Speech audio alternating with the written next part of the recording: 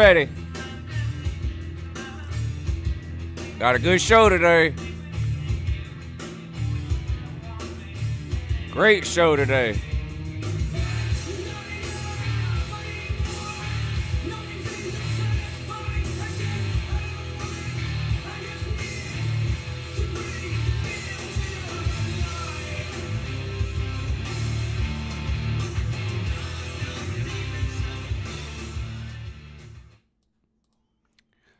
Good morning, it's Uncle Lou here. Yep, that's right, it's me, Uncle Lou, live for you on LouTube today. Yeah, thanks for watching episode 5 of the Uncle Lou Show live. We do this show every Monday and Wednesday at the same time, 3 o'clock Eastern. Guests, co-hosts, football news, sports news, whatever. We cover it all here. We also have a show Tuesdays and Thursday nights at 10. It's a little bit different. We usually stream NCAA college football, the 2014, which is the newest one. Of course, they quit making that game because of the lawsuit, but we have all the updated rosters for every team. So we stream that Tuesdays and Thursday nights at 10, and we have this show here Mondays and Wednesdays at 3. We have a guest today. We're going to get to him here in just a second and talk some LSU recruiting and expectations for 2018. And then I will premiere for you Uncle Lou's newest video, a spring game sort of teaser video, hype video.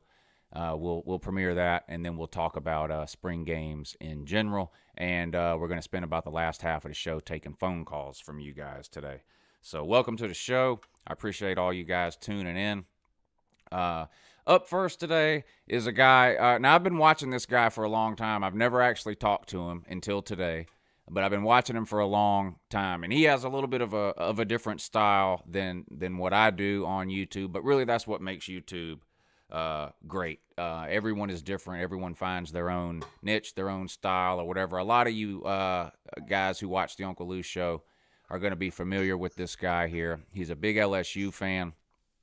Pretty successful channel, and like I said, he's been doing it for a while.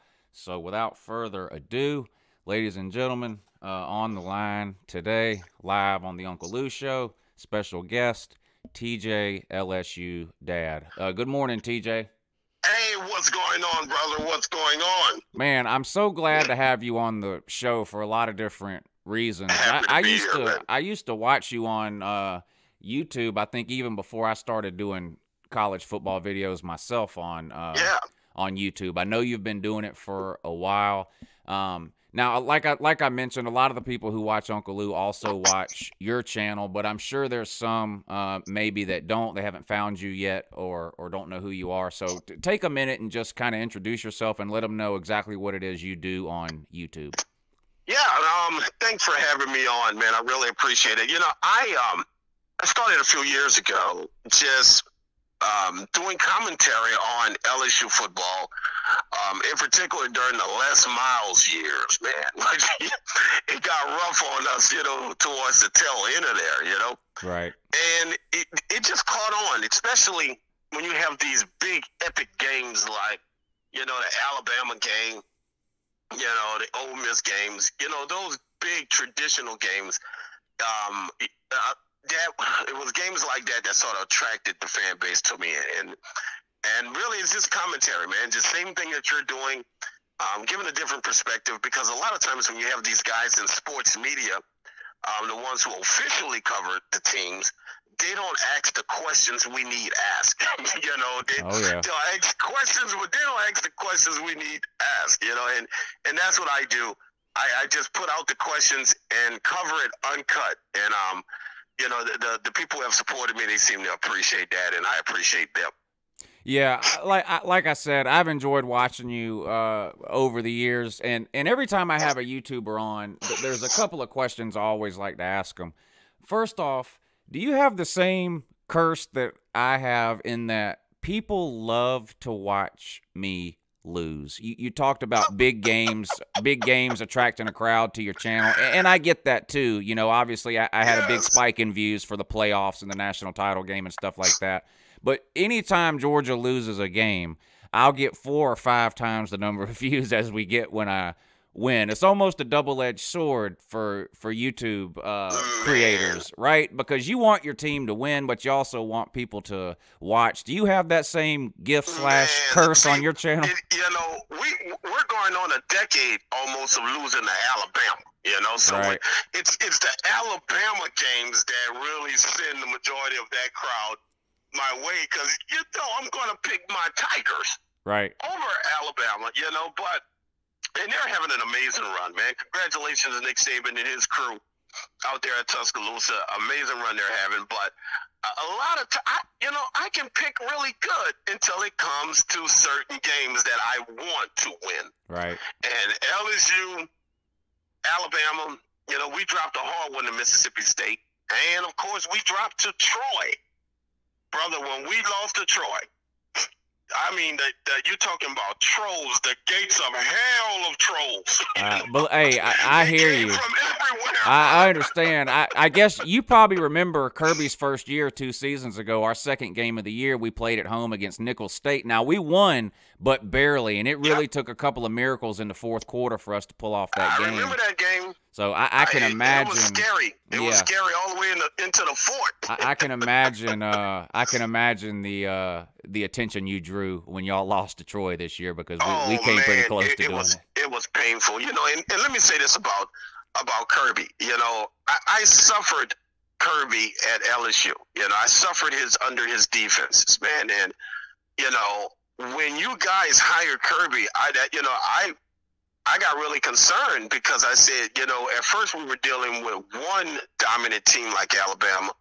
Now we're going to be dealing with two consistently, and the hiring of Kirby Smart was, that's going to go down, man, as one of the greatest coaching hires, other than Nick Saban. Getting Nick Saban from LSU to Miami Dolphins to Alabama, the next one that I feel will be Kirby Smart, man, because I got you guys down to win, a few of these national championships. Well, that would certainly make me happy. But let me ask you about the LSU coaching situation. Where were you at the last 2 years of the Les Miles situation? Of course, he sort of got fired and then unfired, then came back for that next year, and then fired in the middle of the season. At what point did you decide you were done with Les Miles? Les Miles, man, is, he runs a good program. I am grateful for a lot of the things that he accomplished at LSU. I just want to say that off top. But towards the tail end, man, it just seems like we would tuck it in every November. Every November we'll lose out.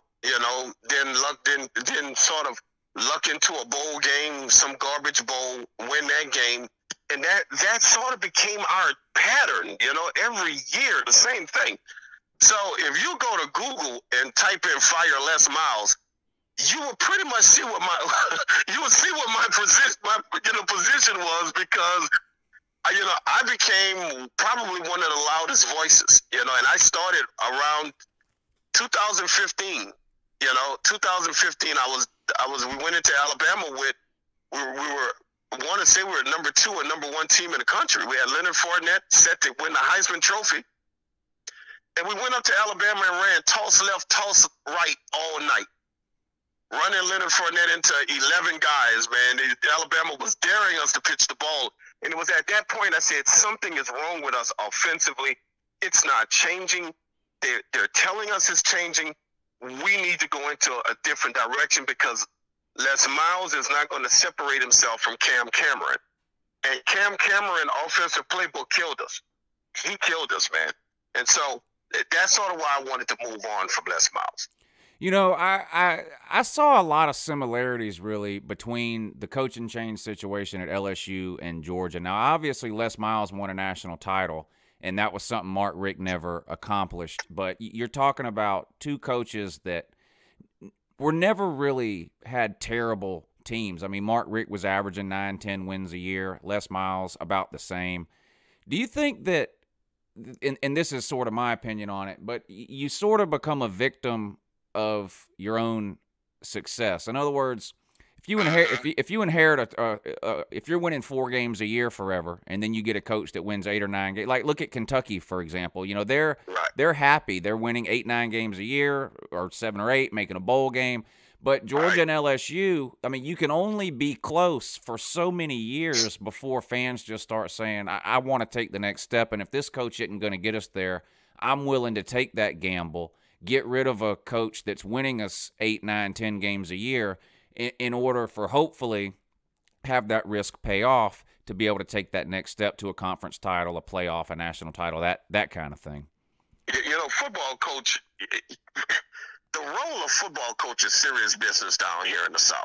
Right. You know, they have people, man, who don't care about the president, they don't care about the pastor, they don't care about someone, but see, a football coach, that's serious. You know, and you have to produce. You know, I say it all the time on my channel, man. These guys, this is not the algebra teacher who's volunteering to help out with the football team. This is a $5 million a year coach. This is a business. You know, they want to call college football, you know, an amateur sport. Nah, this is a big time multi-million, $500 million a year business. And our expectations, we want to win a national championship.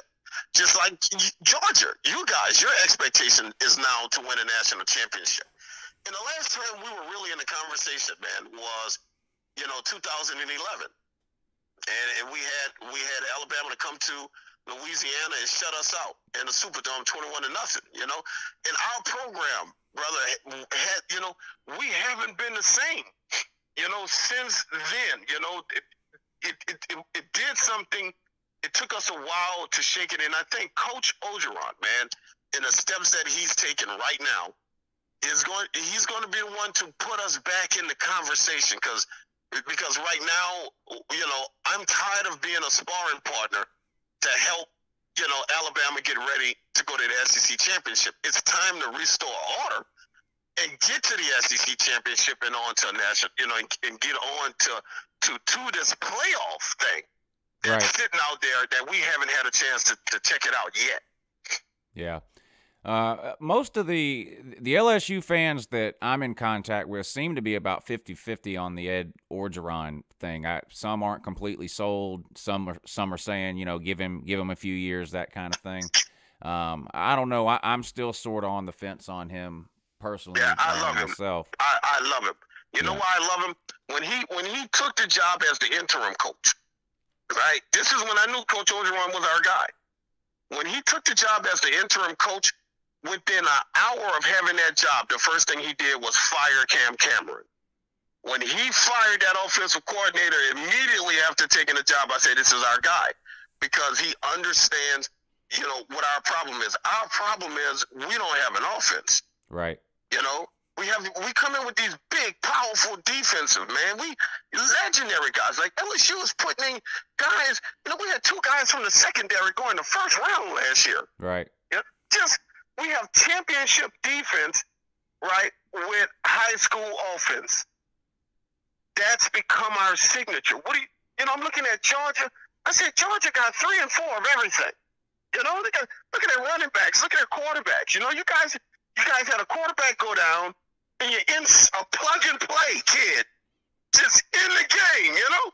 Yeah, we don't have that. Yeah, and so we're blessed. It's changing. We're blessed in that way for sure. I mean, I make this comparison all the time. Look at Florida State last year, a top 5 team in the preseason. Their starting quarterback goes down week 1. They barely make a bowl game. Same thing happens to Georgia, and you know we don't miss a beat. So we're definitely blessed. That kid came in and played, man. Yeah.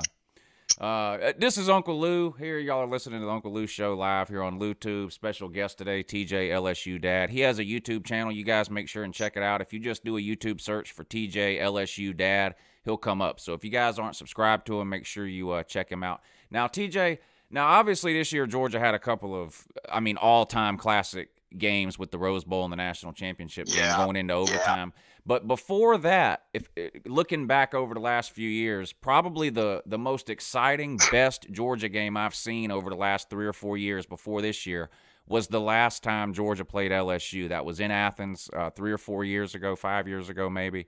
Yeah. A back-and-forth game. Aaron Murray versus Mettenberger, who, of course, was a Georgia transfer to LSU when he ran into a little bit of trouble at Georgia. And, I mean, what a game that was, back and forth. Final score ended up being, I think, 44-38. I mean, it was a high-scoring game, a great game. And, of course, we play you guys again this year at LSU in Death Valley, middle of the season. It's going to be a big game for sure for both teams. This is one of those games, you know, like when Georgia plays Alabama, like when we play LSU. It's something we don't play you guys that often. So when we do, it's always a pretty big game. Is Georgia one of the games? Now, obviously, LSU has some rivals they play every year: Alabama, Auburn, Mississippi State. I mean, you play these teams every year. But when an LSU fan looks at the schedule this year and sees Georgia on that schedule, what's the mindset of a typical LSU fan towards Georgia right now, and how are they looking at that game? That quarterback is coming back. You know, Swift is coming back. The defensive line, secondary, you know, I watch this Georgia team, man. I study them. You know, I had Georgia down to beat Alabama. You know, I did videos saying Georgia gonna beat Alabama in this game. You know, and I like the kids that you guys have coming back, man. But I like your defensive. I think defensive coordinator's Tucker, right? Mm-hmm. No, Tucker. And and Kirby. You know. Those, it's the combination of those two guys together, you know. Kirby gave us the blues when he was at Alabama, man, and I expect his team to fight. You know, it's a game I'm concerned about. I'm deeply concerned about. Right? You have a wide receiver that emerged in this championship game. You know, why they stopped going to him in the second half, I don't know. You know, but Ridley, Ridley, right? Riley Ridley, yep. Yeah. Hey, you know, that kid could, you know, with that quarterback and this kid here, he could have a Heisman year, you know? Yeah. And I don't say that lightly. Even in the SEC, that kid could have a Heisman. I think he could be better than his brother. Yeah. You know? One of the viewers just left a comment. Alan Vilvin says, "Is it a 3:30 game or a night game?" Obviously, they haven't announced the game time yet. That'll be decided a week or two before the game. But I can tell you right now, Georgia fans are praying that CBS picks up this game as a 3:30 game. Nobody wants to play in LSU at night. I don't care how good or bad LSU is. I don't know you do. Come out at night, baby. We want it at night. We know. We play better at night. Yeah, I'm gonna have to send CBS an email or make a video or something and tell them they need to make sure they pick that game up for 3:30. We want Georgia at night, and it's definitely going to be a great game. And I like how you guys got a lot of your freshmen in the mix last year. You know, even with that running back channel you still had other backs to get in and touch the ball. So all of that experience is coming back. Georgia could make another run for a national championship. With the East being down like it is, Georgia fans are looking at the schedule this year, and they see at South Carolina week 2 and then at LSU in the middle of the season, and they those are pretty much circled as what's looked at right now as our 2 toughest games. Tennessee and Florida still down. I think Tennessee way down. Florida at least a year away, I would think, in my opinion. I think South Carolina will be a legitimate team this year, probably 2nd or 3rd in the East. But that LSU game is definitely one that Georgia fans have circled, and a lot of Georgia fans will be excited to make that trip anytime we play one of these teams. Like I mentioned, that you only play once every 4 or 5 years. Exactly. And I've heard from a lot of Georgia fans who said they're coming to that game. They're going to make the trip, and Georgia travels really well. And you know who else travels really well? Your recruiters. Man, Georgia is all over New Orleans, man. Really? I like to hear that because y'all got some ballers out there. You guys stole a kid at Archbishop Rummel, man. Yeah. And, Every time every time I see that list of which teams have the most players in the NFL, and I see Georgia sitting at like 4 or 5, and I get pissed off, and I'm like, how can we have this much talent, this much players in the NFL, and not have won anything recently? It always makes me feel a little bit better when I look up and see LSU at number 1 or number 2, and I say, well, we're not the only ones that are struggling with elite talent. Brand, you know? That's our, I mean, come on. At one time, we had Landry and Odell Beckham on the same field. That's right. You know, on the school, man. You know, Reed and Honey Badger was on the same field. Honey Badger was up for a Heisman as a defensive player. Hey, you're preaching to the choir. We had Matthew Stafford and A.J. Green on the same team and didn't win the East. On the same team. And didn't win the East. You know, so I call it, I have a name for it, okay? I call it chronic Les Miles disease. And one of the symptoms of chronic Les Miles disease is when you have guys that you have watched in college get to the NFL and dominate, but you didn't win a national championship. Yeah. Yeah, you know, bro, it's been back to back, you know, one after the other. But this is what I like about Coach O, man. Coach O is a serious recruiter, you know. And a lot of our people got upset because we missed out on Patrick Surtain. You know, Patrick Surtain Jr., we didn't get him. So a lot of people got upset with Coach O because we didn't get that kid. But what they failing to realize, LSU started freshmen at defensive back. You know, right. Last year we had a situation where we had to suspend like 13 players. So we had kids who had just enrolled in the school got a chance to play. And had like Greedy Williams was one of the most dominant defensive backs in the country. Yeah. Last year as a freshman. So when we didn't get Patrick Surtain, we already had 4 or 5 kids that can play just like defense is not our problem. Oh, I agree completely. We need a quarterback. We need a real quarterback competition. And LSU has always anointed a quarterback. You know, it's like somebody came down off a mountain and said, you will be the quarterback. And then some olive oil and they slapped that dude on the head. He didn't have to do nothing to earn it. You know, he didn't even have to practice. But now Coach Orgeron has a real competition. And that's what I'm excited about. Yeah. Well, it's going to be a long off season. It always is. I can't wait till we can kick it off. Spring games still a couple of months away for Georgia anyway. April 21st. I guess the LSU spring game is probably sometime around then too, huh? Yeah. All right. Well, TJ, I'm gonna let you go. I really appreciate you coming on today, and hopefully we can do this again. 3 or 4 times over the course of the off season. You can keep us updated. Just give me a shout. Yeah, man. Hey, congratulations on an awesome run, man. It was beautiful to watch you guys get in there. I appreciate it, TJ, and thanks for coming on. You got it, brother. Talk to you soon. All right, once again, that was TJ, LSU Dad. He is a YouTube personality. You guys can check him out. If you go to the YouTube search bar and just type in TJ space LSU space Dad, you will find his channel. You guys can click on it and go ahead and subscribe to him. Like I said, I've been watching him for a while, and as far as I know, he's the only consistent LSU video maker. So I know a lot of people like to find somebody from each team that they like to watch or whatever. So if you've been looking for an LSU guy on YouTube, TJ is your guy.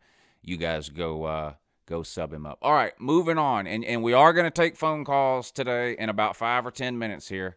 But we're going to do something else real quick here before we take the calls. And if this works out, if this is something that y'all like or whatever, then we might start doing more of this. But I made a YouTube video. It's actually something I've been working on for the last couple of days. It's not very long. It's only about 1.5 minutes long. But I decided what I would do is rather than just post it to YouTube this morning, I held off, and I'm going to premiere it for you guys here live on the Uncle Lou Show. So you guys that are watching, you'll get an opportunity to see this video before anybody else. It's like I said, it's only about 1.5 minutes long. It's one of these sort of hype video type deals. And if you've ever done any video editing or anything like that, you know that these types of videos can be some of the hardest to make, the most time intensive. So even though this is only about a minute and a half long, Uncle Lou did spend quite a bit of time working on this. So let's see. Without much further ado, or maybe just a little bit more ado, I'm going to play this this short little video for you guys. This will be uploaded to YouTube at 4 o'clock today. I've already got it scheduled to post at 4 o'clock, but you guys will get a sneak peek here on YouTube. Yeah, and then we're going to talk about, I'm going to talk about the spring game for just a few minutes, and then I'm going to open up the phone lines, and the rest of the show will be phone calls for those of you that want to call in and give Uncle Lou a piece of your mind, or tell me how you feel, or whatever the case may be. All right, I think we're just about ready here. So, enjoy.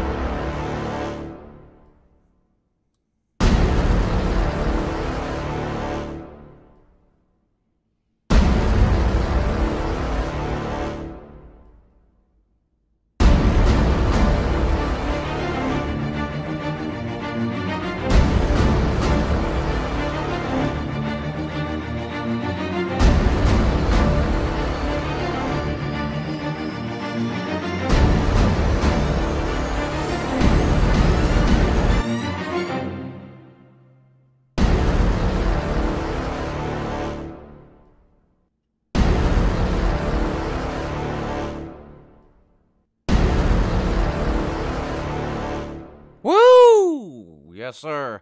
I don't know about y'all, but that gets me excited. Like I was telling TJ, we're still a couple of months away from the spring games, but I can't wait. If you guys have never been to your team's spring game, you really should go. Most of them are free. Georgia's is free. There's all kinds of ex-players there just walking around. Getting autographs is super easy if that's something that you're into. They'll take time with you, pictures, autographs. You know, they'll stand and talk to you. I mean, you'll see them all over the place outside the stadium before the game that day. You'll see them inside the stadium a lot of times walking along the sidelines. It's just a lot of fun. I don't care how many regular football games you've been to. There's nothing really like a spring game. It's hard to describe, really, if you've never been to it. Of course, a couple of years ago, in Kirby's first year, Georgia set the record largest spring game attendance in history. The official number was 93,000. That's for fire code reasons. But I'm telling you, I was there, and there was 100,000 people in that stadium without question. They were sitting on the stairs, going in between the seating sections. The concourse was wall to wall. People, you couldn't even walk. There was every bit of 100,000 people there. Last year, not so much. I think the official number last year was about 65,000 was the number that UGA put out. I was there again. It didn't look like 65,000 to me, but who am I to argue with UGA if they say 65,000? I guess it was 65,000.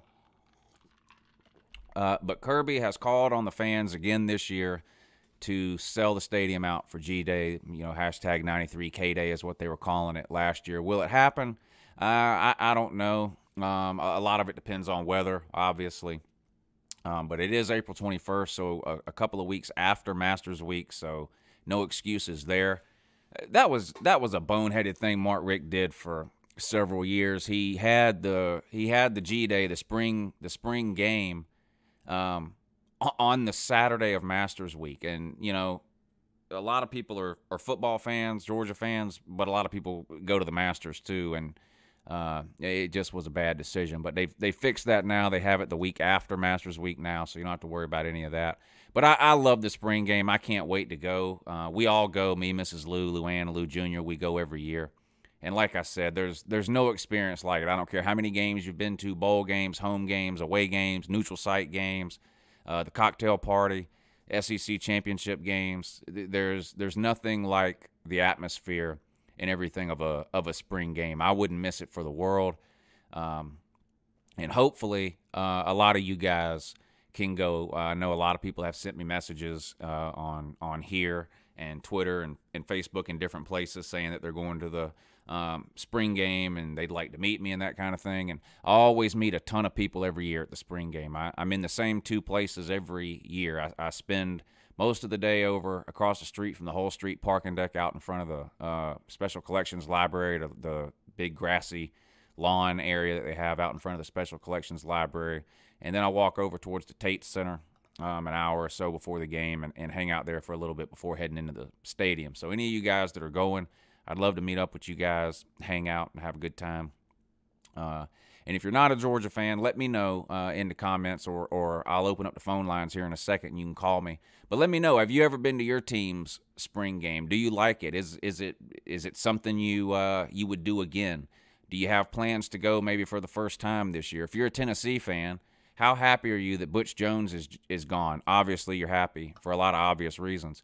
But how about Butch Jones is gone? Now you get to have an actual spring game at Tennessee. I'm assuming Jeremy Pruitt's going to have an actual spring game and not that silly little skills challenge or whatever that Butch Jones used to do. He didn't do a real game. He did like, the egg toss and, the three-legged race and just all these weird. It wasn't even football. Let's just be real.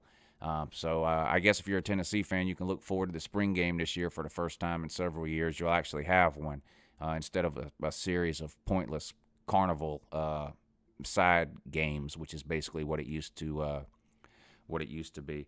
But anyway, let's quit wasting so much time if we can. Which let's be real, of course we can. And I'm going to open up the phone lines. I promised you guys I would do this today. Because on Monday we had a co-host and just didn't have a chance to take any calls at all. So I told y'all I would try to make up to you today. It's 3:33, so we've got about half the show left. Call now, 706-510-6817 if you want to be on the air live with Uncle Lou. We can talk about your team. We can talk about Georgia. We can talk about recruiting. We can talk about the spring game. We can talk about curling. Whatever you want.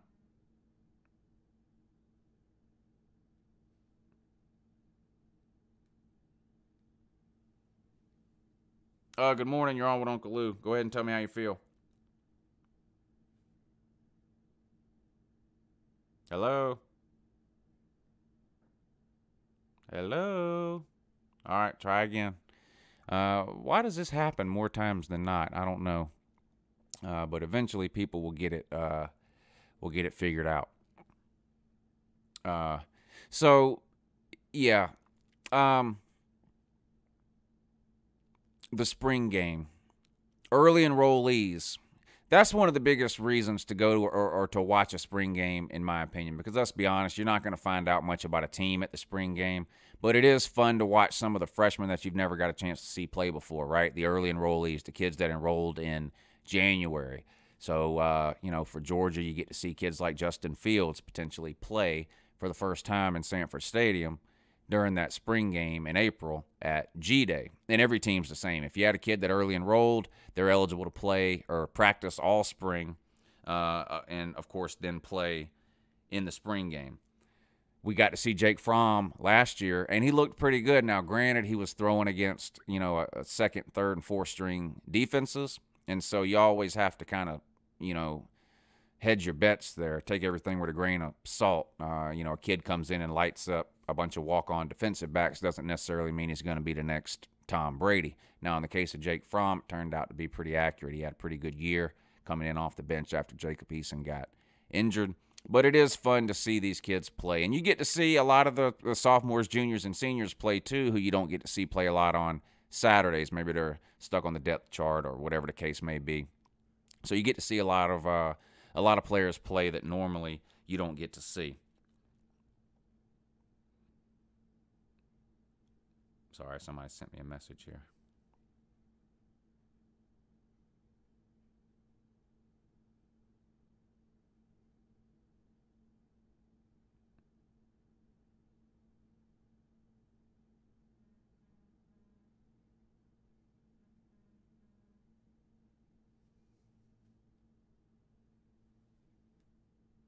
Good morning. You're on with Uncle Lou.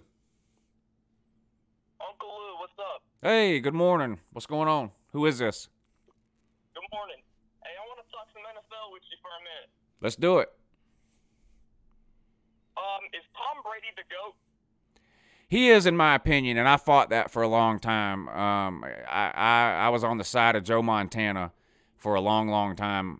But when he won the Super Bowl two years against the Falcons 2 years ago, I just said, well, I just can't make a rational case anymore. I guess he's the greatest of all time. Am I right or wrong? You were very wrong, and I'm going to tell you why you're wrong. Okay. This is not coming from the perspective of a Falcons fan. I'm just letting you know that. This is not some salty, fan from a year ago that's just mad. I'm actually a Miami Dolphins fan, so that makes it a little worse, I guess. But there's nothing to me. If you watch a Patriots game, if you watch the Patriots during the entire season, you can just see him underthrow people.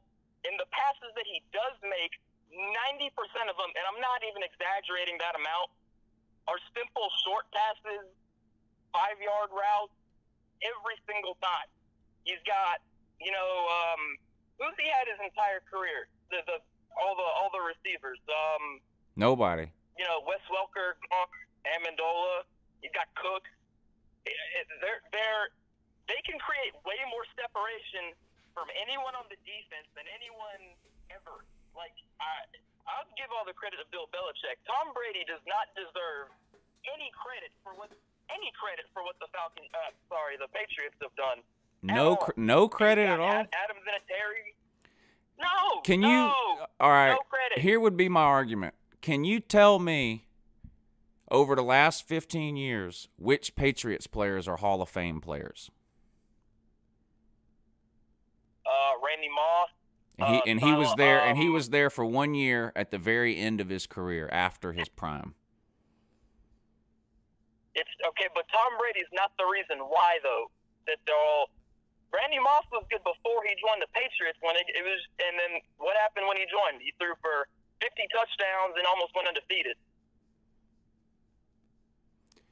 I mean, I understand making an argument that Tom Brady's not the greatest of all time. It's hard for me to understand somebody making the argument that Tom Brady has nothing to do with how good the Patriots have been over the last 15 years. That's kind of a stretch. Okay, take the in my year opinion. that he got injured, week 1 or whatever it was, the beginning of the year, and Matt Castle was quarterback.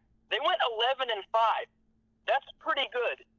Bill Belichick can turn chicken shit into chicken salad no matter what. Tom Brady is not the rock of the Patriots. He's a system quarterback.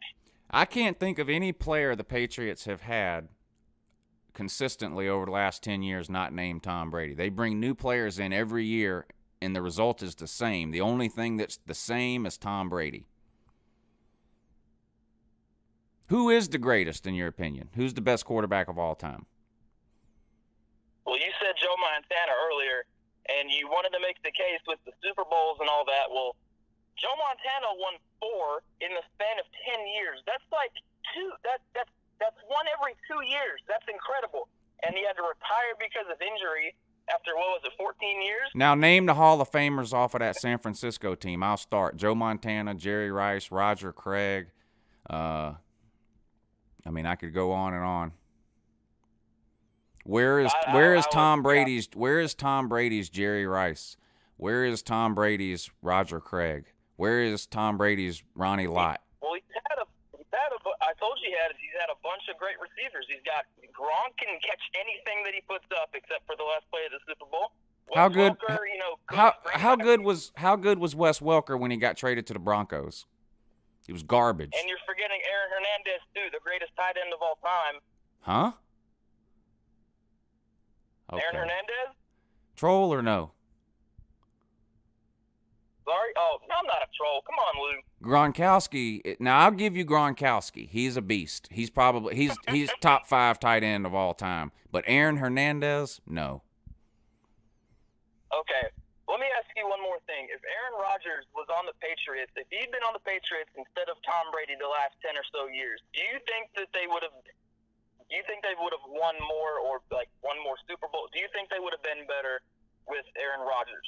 No.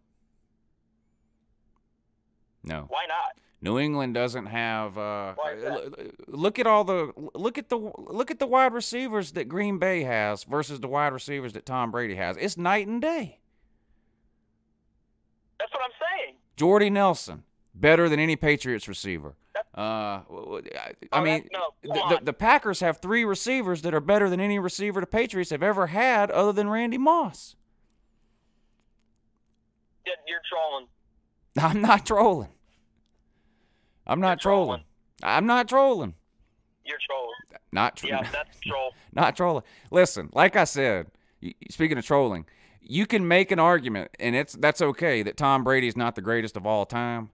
But to call up and say that Tom Brady has absolutely nothing to do with the 15-year run that the Patriots have been on, sir, that's potato level 1 million. Come on, man. You got to give him some credit. The dude is 42 years old. He plays like he's 25. He's in better shape than Aaron Rodgers. He drinks water and eats like rice. He doesn't do it. He's a robot. He keeps himself in better shape than any human alive, than any Olympian, than anyone. Except Herschel. Herschel Walker's in better shape. Herschel Walker's 50-something, and he's in better shape than Tom Brady. Okay, all right. That's with him doing MMA and all that. Okay, I'll give you that. But, so, are you in the Joe Montana camp? Because I mean, I would agree that you can make an argument for a few other quarterbacks to be ahead of Tom Brady. I mean, that's just my opinion. That Tom Brady's like, and I'm not a Brady fan. I don't like Brady. I don't like Belichick. I don't like the Patriots. So that's not, my judgment isn't clouded because I love Tom Brady, but like I could see an argument made for maybe Joe Montana. I really don't know who else you would argue for. Please don't tell me Dan Marino. I was going to say Dan Marino. Okay, because okay, all right. Finkel is Einhorn, and Einhorn is Finkel. Okay, all right. See, I get that all the time. The movie, whatever. I hate that movie now. I used to like, whatever. Are you a Hurricanes fan? Right. Excuse me, say again? Are you a Hurricanes fan? No, I'm a Dogs fan. Oh, okay. It's weird. Okay, I got you. Yeah, I mean, I'm arguing. I'm arguing with you, sort of just to argue. I'm not an expert on NFL.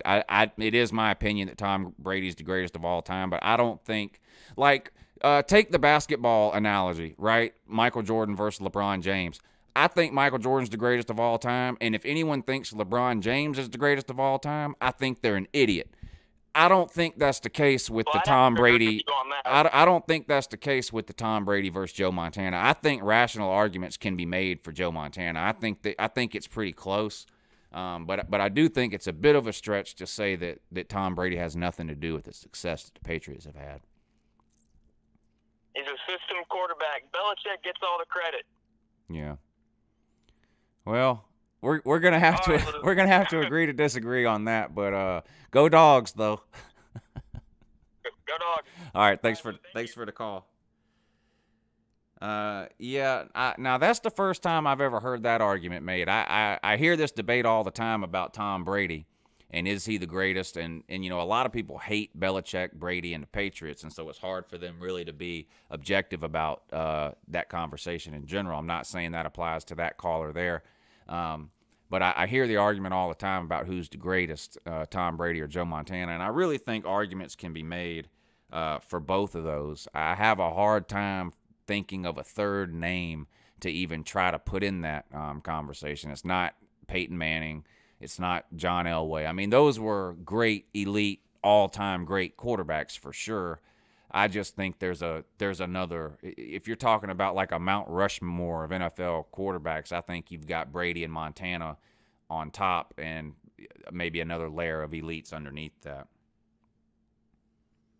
Hey, good morning. You're on with Uncle Lou.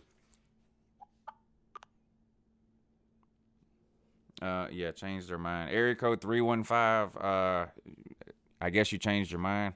Call back. Let me know. Yeah, maybe you didn't think you were going to get through, and then you got lucky, and you did. And you got a little bit nervous. That does happen from time to time. No reason to be nervous, sir. Uncle Lou, regular person, just like you. Well, maybe not regular or normal, but still a person per se. Yeah, so go ahead and call back up. Argue with me. Yeah. So, yeah, but Joe Montana, Tom Brady, I really honestly can't think of a third person I would even put in that conversation. Y'all tell me in the comments, am I wrong? Who else would you put in there? I see somebody said Peyton Manning, and I happen to know that that's a Tennessee fan. That's probably why he's saying that. But I can't put Peyton Manning on the same level as a Joe Montana or Tom Brady. I just can't do it. Hey, good morning. This is Uncle Lou here. You're live on the air. Hello? Hey, good morning. Hello? Yep, this is Lou. It's your turn. All right. I'm going to tell you something because I am the ultimate troll. I'm going to tell you what I did right now, bud. You're the ultimate troll? What'd you do? You know what I did? I'm the smartest troll on your channel. And when I tell you what I did, you're going to give me moderator status. Got this? All right, I'm listening. I'm all ears. All right. What I did is I got KP Dog. I got on his profile.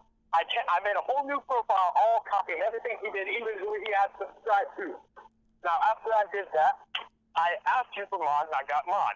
Then I banned every single person I saw in the chat until you ended up finding out. Now, is that not smart? I wouldn't necessarily consider that to be smart. It's kind of just a shitty thing to do. Well, yeah, but you know what? I'm the ultimate troll, so I'm a shitty person. So, you know, can I have moderator now, please? Under what name? Ryan Shidrick. Yeah, leave it. You want to know who I... Yeah, hang up. You want to know who I... What? You want to know who I am, though, for real? Sure.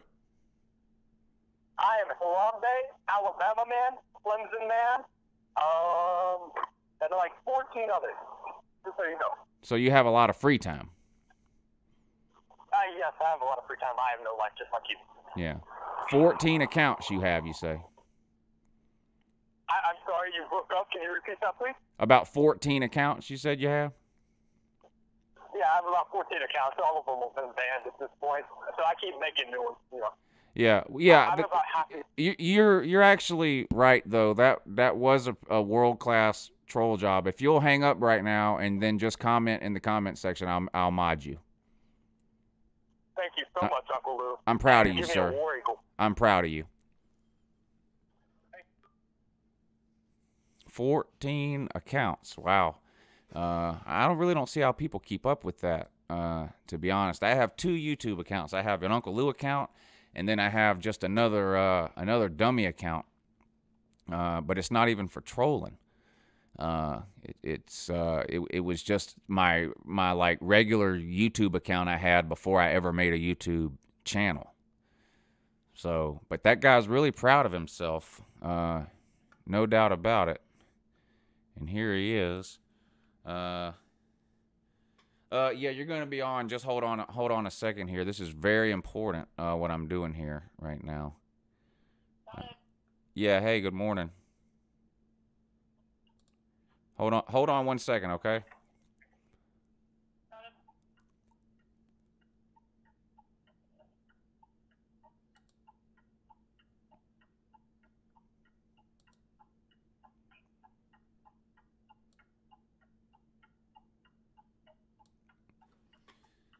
All right, good morning. You're on with Uncle Lou. What seems to be on your mind today?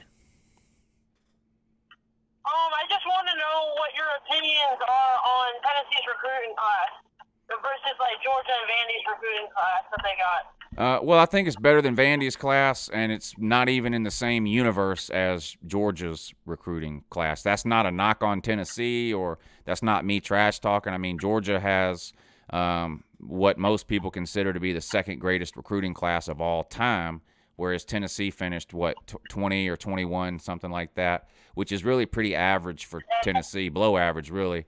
So it doesn't even compare to UGA's class. It's better than Vandy's class, but you always recruit better than Vandy, and you've still lost to them 4 of the last 6 years.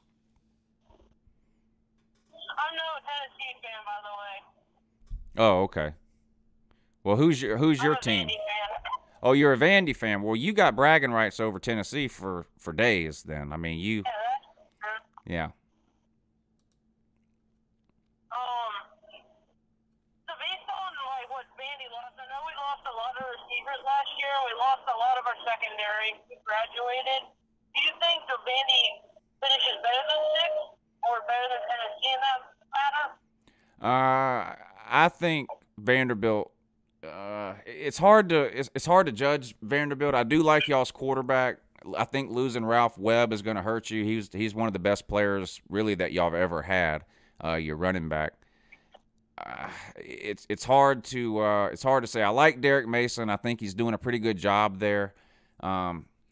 It's hard for me to imagine right now Vanderbilt finishing higher than maybe 5th or 6th, and that really depends on how bad Kentucky is, how bad Missouri is, and how bad Tennessee is. I think you're not finishing ahead of Georgia. I don't think you're going to finish ahead of Florida, and I don't think you're going to finish ahead of South Carolina. I know South Carolina. Do what now? You're breaking up. I think the Vandy-Kentucky game will decide who's 4th and 5th and 6th most likely. The Vandy-Kentucky game. Yeah, I expect y'all to beat Kentucky. I don't think Kentucky's going to be. I think last year was Kentucky's year to have sort of a banner year. They blew it, and I think they actually take a step back this year. Vanderbilt, it's hard to say. Like you said, y'all lost some pieces. I don't think you're going to be able to replace Ralph Webb, but I do like y'all's quarterback. What is it? Shermer, is that his name? I do like him. I'm a fan of your coach, and you play pretty good defense considering the level of talent that you're able to recruit. I think Derek Mason gets the absolute most out of what he has available on the defensive side of the ball. Unfortunately, and this is probably going to be the case for Vanderbilt pretty much forever, they just don't have the Jimmies and the Joes to consistently win, 9, 10, 11 games in a season. I think they can, beat a team or two every year that they're not supposed to beat, but I don't think they can consistently do that over a 3-month season. I don't think they have the depth or the talent. As a Vandy fan, you expect maybe 6-7 wins every season, maybe occasionally 8 wins. I don't expect us to be winning the East every year. Maybe Right. Once, maybe a millennium. Right. I mean, not making a bowl game should be unacceptable for Vanderbilt at this point. You've got a legitimate coach. You've got several years in a row now of beating legitimate teams. I mean, y'all beat Kansas State last year. That was a good win. It was a Power 5 team. Kansas State, not a slouch. In the Big 12, you beat them. You played some other teams close and almost won. So Vanderbilt shouldn't be thinking, I hope we can win 6 games. Vanderbilt should be thinking, we better win 6. I mean, that should be the minimum expectation at Vanderbilt at this point, is to win 6 games and make a bowl. Okay. All right. Well, I appreciate the call, buddy. Thanks for listening and thanks for calling in.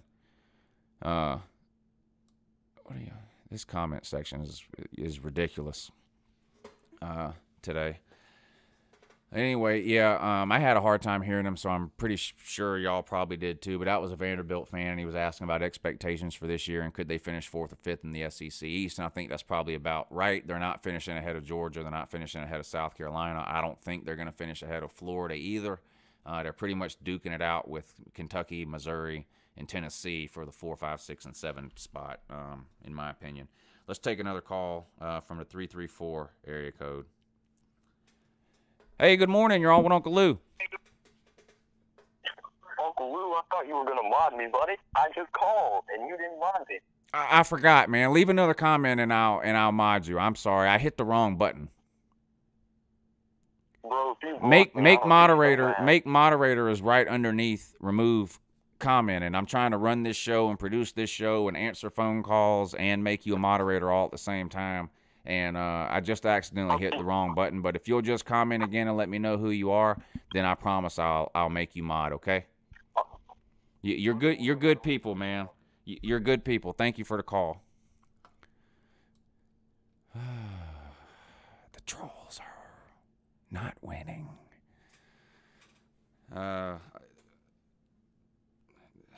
He had to call right back again, so I might end up having to block his number from calling too. 14 accounts he has. See, here's the thing that pisses me off about that type of trolling. Waffle House. Waffle House. Hello? Waffle House. I got a real question, though, cuz. Will you answer my question? Yep. I need to know why you think Tennessee is a bad team while Georgia's been bad for the last 30 years. Have you ever watched a football game? Yes, I've watched a football game before. Are you a potato? Okay, what was Tennessee's record in the SEC last year? 4-8. Huh? I mean, 0-8. 0-8, okay. 0-8. Would you say that that's good or bad? That is good considering the problems we had last year. 0-8 is good. Georgia has been mediocre the last 20 years. I don't want to hear anything about Tennessee. Okay. When was your last national In the last championship? 20, okay, Georgia's been mediocre the last 20 years. In the last 20 years, Tennessee has 0 national titles, 0 SEC titles, and has only won the East 1 or 2 times. In the last 20 years, Georgia has 3 SEC titles, has won the East 5 or 6 times, and has completely owned Tennessee head-to-head. So if Georgia is mediocre in the last 20 years, what is Tennessee in the last 20 years? They're a garbage can, sir. They're a dumpster fire, okay? They're an absolute joke. They're an embarrassment. You went 0-8 in the SEC. You currently have a losing streak, sir, to all 13 SEC teams. Every single one. That has never been done before, sir. It's never been done before. No team in the history of the SEC has had a losing streak against all 13 teams at the same time. Congratulations. That's what the Voltards have, a losing streak to all 13 teams in the SEC. You have more coaches in the last 10 years than you do wins against Georgia, Alabama, and Florida combined, sir. You're 3-21 in the last 8 years against Georgia, Florida, and Alabama. You're currently 2-4 against Vanderbilt in the last 6 years. You're not even the best team in your own state. You're an absolute joke. You're an embarrassment. It was Fat Boy Phil's fault in 2007 and 2008, so you had to fire him. You bring in Derek Dooley. Then it was blame Dooley. You fire him. Lane Kiffin leaves you in the middle of the night. Blame Lane Kiffin. You bring in Lyle, Butch Jones. Lyle, you bring him in. Now everything is Butch Jones' fault. Breaking news, dumbass. It ain't the coach's fault every single time. You're just a shit program. It's that simple. Quit blaming the coaches and just accept the fact that Tennessee is the new Kentucky. You're the new South Carolina. You're the new Vanderbilt. You haven't won your conference since last century. You don't fucking matter. Now, can I talk real quick? Until I think of something else to say, yeah, you can. No. Now, let me talk. Now, this is coming from the one who thinks Jake Fromm is like Tom Brady. This is coming from the one that hasn't won a national title since 1980. At least we won something in the last 20 years. What do you have? A few mediocre SEC titles? That's nothing compared to almost every other team in the SEC. Vanderbilt beat you last year. Vanderbilt did not beat us last year. Having SEC titles is nothing compared to most other teams in the SEC. Sir, you're out of your damn mind. Now, You haven't even won the East in 10 years.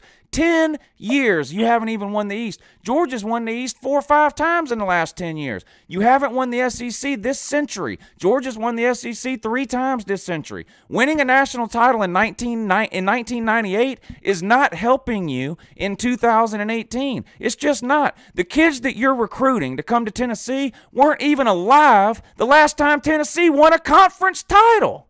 They weren't even alive.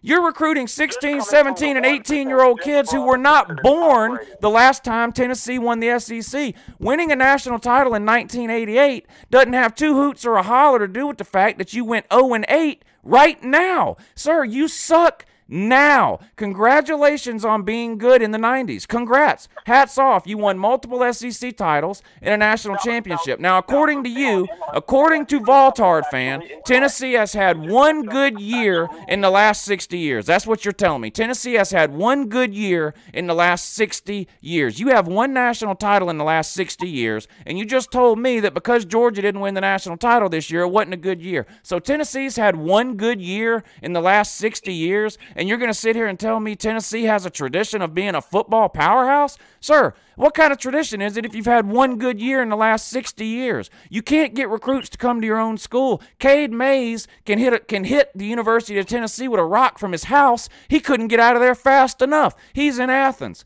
Quay Walker, his hat still hadn't landed, sir. No one wants to play for you. You're a dumpster fire. Jeremy Pruitt's just going to be the next hashtag blame me. That's it. You guys are going nowhere super fast. Now, Lou, you got to listen to what I'm about to say now. Tennessee is going to be 15-0 next year, and we're going to win the national title. And you think Jake Fromm is like Tom Brady, yes or no?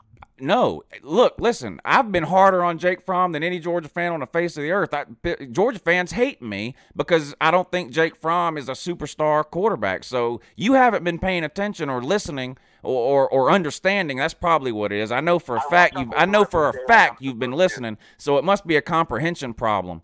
I don't know, but you're barking up the wrong tree if you think I'm overselling Jake Fromm. You're barking up the wrong tree. Uncle Lou, did you think Georgia? Okay, I'm going to quote something you said earlier before the season started. Okay, you said that Georgia's defense was elite. Now, I recall you gave up 41 to Auburn, 56 to Oklahoma, near the 30s to 2 other teams. Your defense is elite. You had a few good players. Your offense was garbage without those 2 running backs you had. So I don't want to hear anything about how good you think you are because you're garbage and you got lucky. Yeah, you don't want to hear anything about good we are. Sir, we were undefeated in the East. We won the SEC. We won a playoff game, won the Rose Bowl. We lost by 3 in overtime in the national title game, but we're no good. We were ranked in the top 5 in every defensive category on the face of the earth, sir. Alabama 2 years ago had one of the best defenses in the history of college football. They gave up 40-something points to Clemson. According to idiot Voltard fan, that means Alabama's defense was no good. Sir, your understanding, knowledge, and intellectual ability when it comes to football, it can be measured in teaspoons. You don't know what you're talking about. Every time you open your mouth, you say something stupider than you said the time before. You're doing nothing but embarrassing yourself and every other self-respecting Voltard fan on the internet. You're making a mockery and a joke out of yourself. Just so you know, Uncle Lou, just so you know, I am not a Voltard fan. I'm a Bama fan. And we beat you 26-23. 5 minutes ago when you called, you were an Auburn fan. See, here's the thing. You're not the first one to go down this road. You're not a Tennessee fan. You're not an Alabama fan. You're not an Auburn fan. You're not a Georgia fan. You're not a South Carolina fan. You're not an LSU fan. You're not a Texas A&M fan. You're not an Ole Miss or Mississippi State fan, Kentucky, Vandy, or Missouri. You know what you are? Get out a pen and a piece of paper and ask somebody to write this down for you because you're illiterate. Hey, you know what you are? Hey, Alex. You're an Uncle Lou fan. Can you write this down for me? You're an Uncle Lou fan. Right. That's what you are. You're an Uncle Lou fan. That's it. Alex, you got that? Uncle Lou fan. Hey, Alex, tell him what I am. Here, Uncle Lou fan. I'm an Uncle Lou fan. Well, Uncle Lou, I think I'm like 3,000 of your 4,000, like 9,000 subscribers, buddy. Right. You don't have that many fans. You don't have Ruben Talks. You're trying to be the next Paul Feinbaum, but you can't be shit. How many times have you called in to Feinbaum? I've called into Feinbaum 4 times, and you want to know who I am? You've called into Feinbaum 4 times in your life. You've called into Uncle Lou 4 times today. That tells me everything we need to know. Uncle Lou, you want to know something else? Georgia is going 8-5 next year. Mark it down. That would be the best year Tennessee's had in a decade. Okay, that's pretty funny. I'll admit that. But you know what? I'm going to predict your entire schedule. Week 1, Austin, whatever it is, lost. Week 2. Jesus Christ. Austin P loss. That's it. That's it. The guy, this joker just said we're losing to Austin P in week 1. I gave him way more time than I should have gave him, so I don't want to hear nothing about hanging up on him.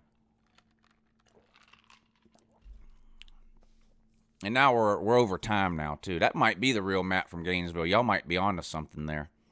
But what I was about to say before he called back for the 19th time is the only thing he did that really pisses me off is when he said he made a fake account. See, the whole KP dog thing. Now I don't know what the hell happened. So maybe he's happy now and he can laugh now if he wants to. But what pisses me off is he made a fake account pretending to be someone else. Got me to make him a mod. If he's telling the truth, I don't know. And then he went and deleted and blocked and banned a whole bunch of people. And there's no way for me to know who he blocked, deleted, and banned. So if you're one of the people listening who can't comment because this asshat blocked, banned, or deleted you or whatever, email me, get in touch with me. I'm not hard to get in touch with. If you look around in the description of YouTube videos, you'll find plenty of ways to find me. Let me know. And I'll figure out a way to I don't even know. I've never looked to see how to unblock or unban or whatever somebody. So anyway, but that's it. We're already over time by about 7 minutes now, and it is Valentine's Day. I apologize to the people that are trying to call in now. I shouldn't have gave that Jamoke that much time, but I did. Yeah. So anyway. Thanks for watching. Happy Valentine's Day, everybody. I hope you enjoyed the G-Day video. Don't forget to subscribe to TJLSU Dad. That would be great. And tomorrow is Thursday, right? Yeah. So we'll be live streaming tomorrow night at 10 o'clock some NCAA football on the Xbox with the updated 2018 rosters. If anybody wants to play me, get in touch with me. Make sure you have an Xbox 360. Make sure you have NCAA 14. And make sure you have an Xbox Live account. And we'll see what we can do. And Uncle Lou can beat some of the viewers, or I can get humiliated, which will probably be what will happen. But anyway, I appreciate y'all watching. Sorry for that mess today. I've got to figure out a way to keep that from happening in the future. I don't want this show to turn in. I don't mind trolls in the comment section. I tell y'all this all the time, but I like creative trolls, funny trolls. The account, somebody, Uncle Lou's Black Lab. That's obviously a troll account. But he's trolling the right way, not like this idiot here. So anyway, that's it. Thanks for watching. I appreciate it. Y'all have a great day and an even better morning